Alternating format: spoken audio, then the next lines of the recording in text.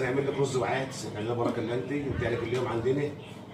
يعني انتوا كنتوا هتعملوا رز وطماطم امبارح واما انا جيت هتعملوا رز وعدس لا ده احنا كنا هنعمل النهارده رز وطماطم وحاجه. النهارده.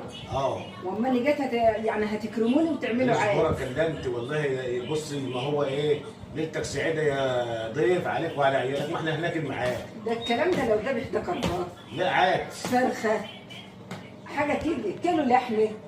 فرخه وكيلو لحمه.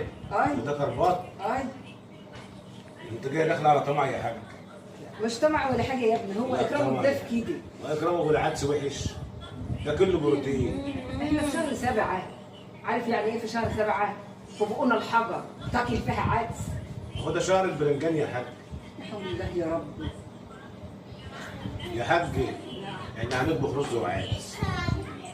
ماشي.